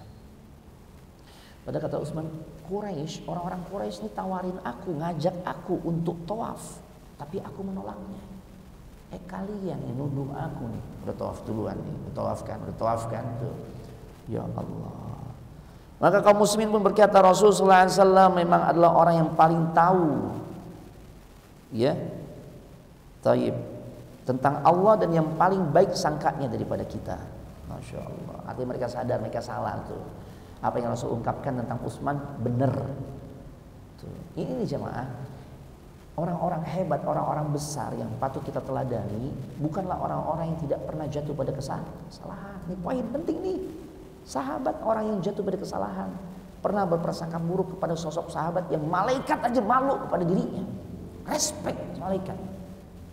Dipersangkakan tuh, enak sendiri tuh, udah tawaf tuh dia, udah tawaf. Tapi tak kalah ya dugaan mereka dimentahkan bahwasanya hal itu adalah salah, itu adalah prasangka buruk. Sadar gak? Sadar nggak sahabat? Sadar. Itulah karakternya orang-orang beriman.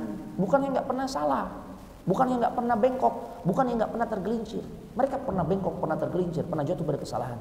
Tapi tatkala mereka sadar akan kesalahannya, mereka segera bertaubat, ngakuin, nggak bela diri, apalagi nyerang balik, gitu kan? Mereka nggak mengatakan, ya logis lah kan ente duluan yang datang, enggak.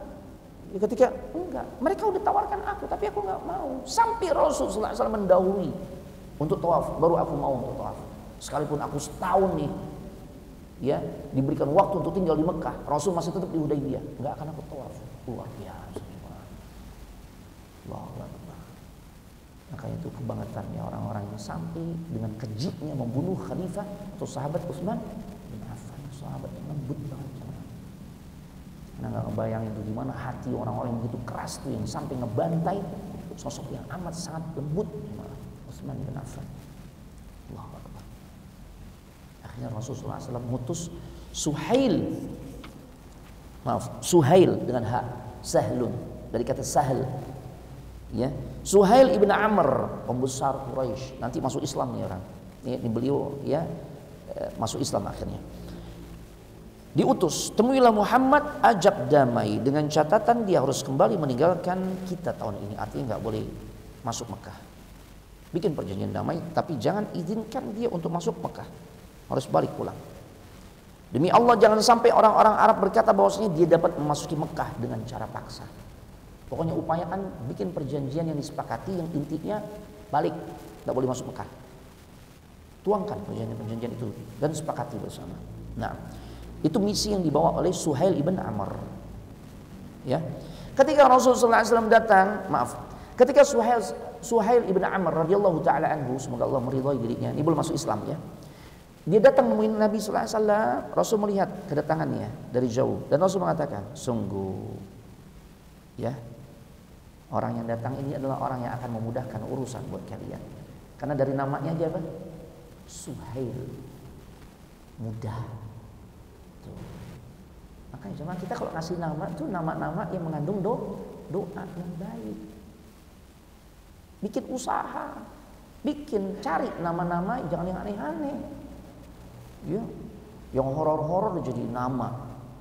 Ya kan ada kan, cuma karena biar viral itu nggak benar sebenarnya, nggak boleh. Es pocong lah, ya kan, dawet kuntilanak, apalah itu kan begitu ya. Ini setan, gimana nih setan, gimana? Ya, atau ngasih nama usaha tapi nggak membangkitkan optimisme. Ya,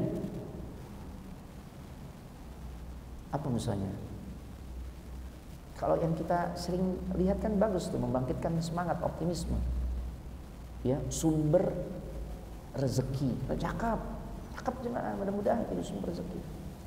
Atau seminim-minimnya harapan jaya. Nah, ini cakep nih, ada harapan untuk jaya usahanya. Jangan usaha usahanya cepat bangkrut. Ini jangan, ini aneh-aneh gitu ya. Jangan yang aneh-aneh jemaah. Orang sekarang tuh suka yang aneh-aneh jemaah. Ya, jangan. Kita terikat dengan aturan-aturan syariat. Karena orang yang beriman tatkala dia mencari nafkah, tatkala dia ingin mendapatkan rezeki dari Allah, yang dia kejar itu bukan hanya sebatas angka, enggak. Tapi ada sesuatu yang lebih punya nilai value, punya nilai yang lebih, yaitu apa? Berkah. Berkah itu mesti selaras tuh dengan rambu-rambu syariat. Itu jemaah. Ya. Nah. Begitu Suhail yang datang, ini sosok yang akan memudahkan urusan kalian, nggak usah khawatir. Ini satu nasihat juga. Hendaklah kita ketika dalam kondisi tertekan sekalipun bangun optimisme. Tenang aja, ada jalan keluar pasti. Allah gak akan biarkan kita. Bangun optimisme. Nah, ketika dia bertemu Rasul, dia mulai berbicara cukup lama, bernegosiasi, dan akhirnya ya disepakatilah. Nah, poin-poin perjanjian. yang disebut dengan istilah Sulhul Hudaybiyah. Ya. Apa saja poin-poin perjanjian yang disepakati itu? Kita loncat dikit nih. Di halaman 467. Ya. Ketika poin-poin perjanjian disepakati oleh Rasulullah SAW dengan Suhail yang mewakili orang-orang musyrikin Quraisy, Rasul panggil Ali bin Abi Thalib untuk menjadi juru tulis. Seraya berkata, "Uktub Bismillahirrahmanirrahim." Ali nulis Bismillahirrahmanirrahim. Suhail langsung membantah, "Aku tidak mengenal kalimat itu." Ya, aku tidak mengenal kalimat tersebut. Tulis aja Bismika Allahumma. Jemaah, paham nggak? Kita menjadi dapat tambahan ilmu. Satu sisi orang-orang musyrikin Quraisy mereka percaya kepada Allah, ya kan? Makanya mereka masih bersumpah atas nama Allah nggak? Tapi mereka di sisi lain tidak mengimani Allah dari sisi asma wa sifat. Siapa itu Ar-Rahman Ar-Rahim? Tuh, dengan kata lain gitu. Enggak. Udah Bismika Allahumma. Kalau Allah mereka kenal, makanya sumpah mereka apa? Wallahi. Kan gitu ya. Abu Jahal wallahi. Ya, Abu Lahab wallahi. Kalau ngomong kan gitu ya. Karena mereka percaya Allah. Tapi kalau Ar-Rahman Ar-Rahim siapa nih? Tuh. Makanya Suhail langsung mengatakan ganti. Jangan Bismillahirrahmanirrahim, tapi cukup Bismika Allahumma. Dengan nama engkau, wahai Allah. Maka Rasul katakan, uktub, tulis wahai Ali. Ya, ditulis ayat Bismika Allahumma. Kemudian tulislah. Ya, ini adalah kesepakatan antara Muhammad Rasulullah dengan Suhail ibn Amr. Suhail kembali membantah. Seandainya aku bersaksi bahwasanya engkau utusan Allah, engkau Rasulullah, aku nggak akan perangi engkau. Tuh. Ya, nggak pas ini kalau ditulis Rasulullah. Karena kalau memang aku sepakati Rasulullah, aku nggak akan perangi engkau. Ini kan aku nggak mau mengimani, nggak mau percaya, nggak mau yakin engkau adalah utusan Allah. Jangan tulis itu. Akan tetapi tulis saja namamu dan nama abakmu, bapakmu. Rasul berkata, tulis. Ini kesepakatan antara Muhammad ibn Abdullah. Ya. Pada saat yang kayak begini, Ali disuruh menghapus tulisan Rasulullah. Mau gak Ali? Tidak mau. Gak sampai hati. Akhirnya Rasul yang menghapus dan kemudian menuliskan mengganti dengan Muhammad bin Abdullah. Masya Allah. Akhirnya disepakati poin-poin perjanjian. Di antaranya disepakati gencatan senjata selama berapa tahun? 10 tahun. Gak boleh ada perang. Yang kedua, ciptakan rasa aman bagi setiap orang dan saling menahan diri. Artinya gencatan senjata. Ini sepaket nih.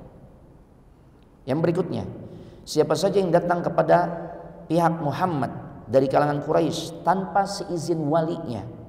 Artinya kalau ada orang Mekah tiba-tiba datang ke Madinah untuk gabung bersama Nabi Muhammad SAW di Madinah, maka harus dikembalikan. Tapi kalau ada orang Quraisy, maaf, akan tetapi kalau ada orang Madinah datang ke Mekah, gabung ke Mekah tanpa ada persetujuan dari wali-walinya, maka nggak perlu dibalikin. Ini sekilas mau enak sendiri gak nih perjanjian? Nah iya enak aja. Kalau ada orang Mekah gabung ke Madinah, gabung ke kubunya Nabi Muhammad, gabung ke kubu kaum muslimin tanpa seizin walinya yang ada di Mekah, balikin. Tapi kalau ada orang Madinah keluar Madinah gabung ke Mekah tanpa persetujuan dari walinya yang di Madinah, nggak perlu dibalikin. Ini mau enak sendiri kan? Kebangetan nih. Ini kita aja nih mencerna ibu. Benar-benar nih. Mau enak sendiri nih perjanjian. Nah, tapi disepakati oleh Nabi sallallahu alaihi wasallam. Kemudian apa lagi? Perjanjian yang disepakati adalah nggak boleh ada pencurian, pengkhianatan. Siapa saja yang ingin bergabung dengan Muhammad dipersilahkan, dan siapa saja yang ingin bergabung dengan Quraisy dipersilahkan. Ya, makanya banyak suku-suku yang kemudian gabung dengan kubu kaum muslimin. Di antaranya Khuza'ah. Mereka katakan kita bertahaluf, berkoalisi dengan Nabi sallallahu alaihi wasallam. Adapun Bani Bakar dikatakan kita gabung dengan musyrikin Quraisy, dan nanti belum 10 tahun perjanjian ini dijaga, dijaga ya, tidak dikhianati. Ternyata belum 10 tahun berlangsung, baru beberapa tahun saja, baru sekitar 2 tahun. Ternyata Bani Bakar, sekutunya Quraisy, melakukan pengkhianatan ketika mereka membunuh orang-orang dari kalangan kaum muslimin. Itu artinya tanda menabuh genderang perang. Makanya Nabi kerahkan pasukan 10.000 bergerak dari Madinah menuju Mekah, ya, dan itu terjadilah peristiwa Fathu Mekah, diawali oleh pengkhianatan. Kaum muslimin nggak pernah berkhianat. Maka kalau kita ingin menunjukkan jati diri kita sebagai muslim sejati, jangan pernah berkhianat, karena bukan jadi karakternya orang muslim. Nah, kemudian poin perjanjian berikutnya, Rasul dan kaum muslimin diizinkan untuk melaksanakan ibadah umrah tahun depan. Itu pun cuma dikasih waktu berapa hari? 3 hari saja berada di Mekah. Ya. Nah, taib. Jemaah, terlihat sepintas perjanjian ini merugikan kaum muslimin. Makanya Umar termasuk yang paling kencang sebagai penutup untuk tidak mau menyetujui kesepakatan ini. Sampai-sampai kita agak balik lagi di 466. Umar mendatangi Rasulullah SAW Umar mendatangi Rasulullah SAW seraya bertanya, "Ya Rasulullah, bukankah engkau utusan Allah?" Nabi menjawab, "Iya." Ditanya lagi oleh Umar, "Bukankah kita ini umat Islam? Nahnu 'alal haqq wa hum 'alal batil." Kita ini berada di atas kebenaran dan mereka di atas kebatilan. Kalau kita mati, kita masuk surga, dijanjikan surga. Mereka yang mati, mereka yang tewas, mereka di neraka. Kata Nabi, "Na'am." Sahih. Ya, bukankah mereka adalah pelaku kesyirikan? Nabi menjawab, "Betul." Umar kembali bertanya, "Lantas mengapa kita merendahkan agama kita dengan menyepakati perjanjian yang seperti ini, yang merugikan kita nih? Mau enak sendiri mereka, kan kita dirugikan. Ada pihak kita yang datang ke Mekah untuk bergabung dengan orang-orang Mekah, nggak perlu dibalikin. Sedangkan kalau sebaliknya harus dibalikin. Apa ini? Kemudian kita yang udah jelas-jelas mau ibadah, membawa hadiyu, pakai baju ihram, udah menempuh perjalanan 425 km kurang lebih seperti itu kan? Ya, tinggal 25 kilo lagi. Kemudian tidak boleh untuk melaksanakan umrah, masuk Mekah, padahal itu tempat kelahiran kita. Kita bukan untuk mau berperang. Ya. Dan kemudian Umar dalam riwayat lain, bukan yang di sini, ya, kan engkau menjanjikan kita umrah saat engkau ajak kita nih, ajak kami untuk keluar dari Madinah, itu kan untuk umrah, untuk ibadah. Kenapa kita harus balik lagi? Umrahnya jadi tahun depan.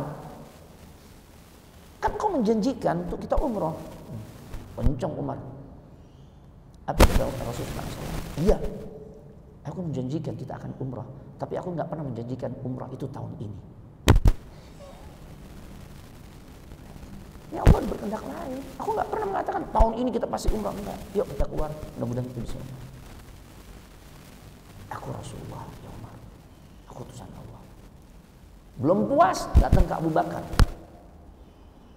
Dia berkata dengan perkataan yang sama saat kala beliau mengatakan pada Rasulullah SAW, "Bukankah kita berada di atas kebenaran dan mereka di atas kebatilan? Kalau kita mati, kita masuk surga, dijanjikan surga. Mereka mati, mereka di neraka." Ya. Nahnu 'alal haqq wa hum 'alal batil. Iya. Bukankah Rasul sallallahu alaihi wasallam menjanjikan kita untuk umrah? Betul. Terus kenapa harus balik? Dengan menyepakati perjanjian ini, tahun depan baru boleh kita umrah. Itu pun 3 hari diberi waktu berada di kota suci Mekah. Jawaban Abu Bakar sama persis bagaimana jawaban Rasulullah SAW. Ini menunjukkan betapa spesialnya kedudukan Abu Bakar Siddiq radhiyallahu taala anhu di sisi Nabi. Beliau mengatakan, pernahkah Rasul menjanjikan umrah itu tahun ini? Iya, Rasul memang mengatakan kita akan umrah, tapi pernah nggak keluar dari lisannya tahun ini kita pasti umrah? Tidak ada. Ini hanya upaya semoga bisa umrah. Tapi ternyata kondisi seperti ini. Ya Umar huwa Rasulullah, dia utusan Allah.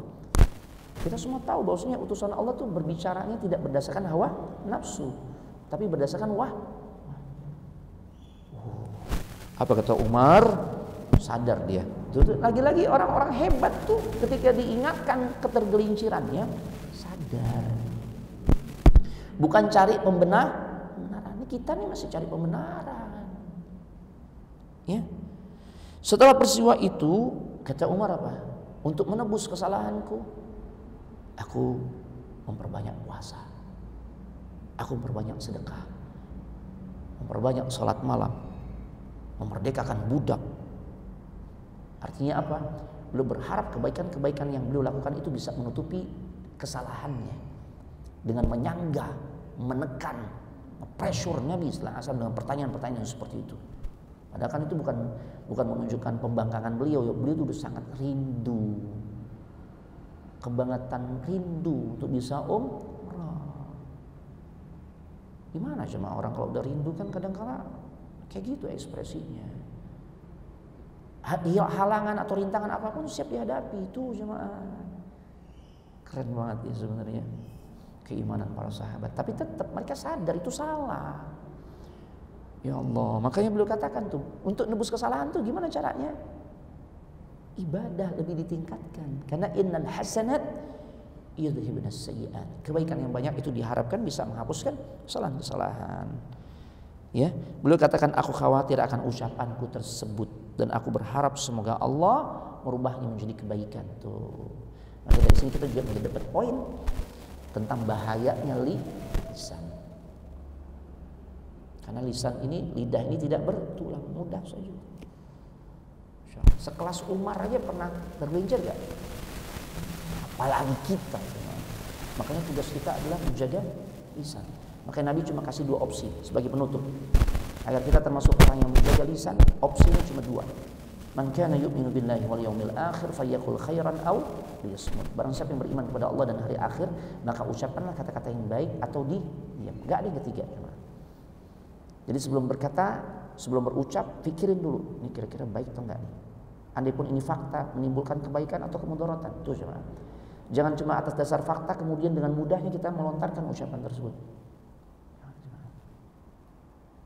Ya, sebagai penutup, makanya lisan ini harus kita jaga. Kenapa kita sulit setengah mati menjaga lisan sampai kemudian merasakan penyesalan seumur hidup? Kenapa akhir? Antum suntuk banget. Iya Ustaz. Keceplosan gimana? Iya, nah saking jengkelnya anak ucapkan kata talak Ustaz istilahnya. Ya udahlah, kalau antum nyesel minta maaf, rujuk. Udah yang ketiga Ustaz. Ya. Udah yang ketiga. Berarti talaknya talak bain. Bisa rujuk enggak? Tidak bisa, kecuali dia nikah dulu sama laki-laki lain, udah digauli, ternyata rumah tangganya nggak langgeng, cerai, jadi janda, ente masuk lagi itu. Nyesel ya. Kenapa nyesel? Nggak bisa menjaga lisan. Kenapa kita mati-matian nih? Sulit banget kita untuk bisa menjaga lisan. Apa jawabnya jawab? Apalagi di zaman sekarang kan, era informasi begitu deras, kolom-kolom komentar begitu terbuka lebar, bisa kita tuangkan lewat komentar secara lisan atau tulisan. Maka tugasnya makin berat, PR-nya. Selain jaga lisan, jaga juga jempol. Kan gitu. Iya kan? Para ulama sekarang tuh banyak mengatakan bahwasanya amalan jempol nih lewat komen-komen kita di medsos itu gambaran amalan lisan kita. Hukumnya sama. Berarti PR kita nih jaga lisan dan jaga jempol. Kenapa kita setengah mati nggak bisa jaga lisan? Karena kita nggak pernah belajar tentang teknik diam. Menarik semua.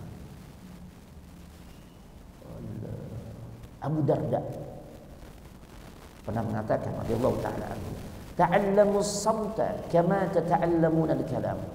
Belajarlah kalian itu tentang teknik diam, sebagaimana kalian tuh belajar dengan sungguh-sungguh tentang teknik cara berbicara.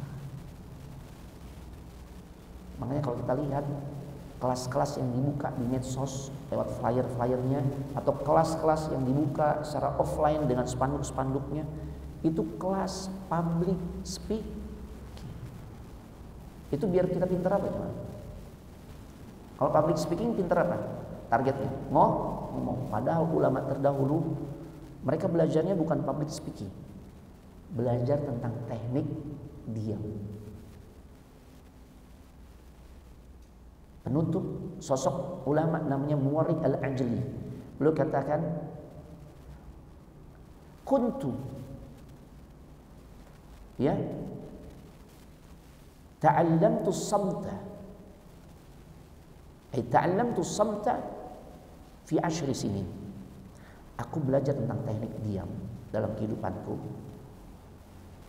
Itu durasi lamanya belajar teknik diam selama 10 sinin, fi 10 sinin. Berapa tahun 10 sinin? Asyrah berapa asyrah? 10 tahun. Ya Allah. Belajar teknik diam selama 10 tahun. Apa output yang beliau dapat setelah belajar teknik diam selama 10 tahun? Wa ma qultu syai'an qad idza ghadibtu. Outputnya kata beliau, ya dengan aku belajar teknik diam selama 10 tahun, dengan taufik dari Allah, aku berhasil untuk tidak mengucapkan sepatah kata pun tatkala aku marah. Karena itulah momen dimana orang tuh sering nyesel saat marah, nggak bisa kendalikan lisan. Akhirnya keluar kata-kata yang menimbulkan penyesalan seumur hidup. Belajar 10 tahun tentang teknik diam, aku berhasil untuk menjaga lisan sehingga tidak keluar sepatah kata pun saat aku marah. Keren jemaah. Cuma masalahnya jemaah, kalau sekarang disebar flyer, dibuka kelas teknik belajar diam, laku gak? Laku gak?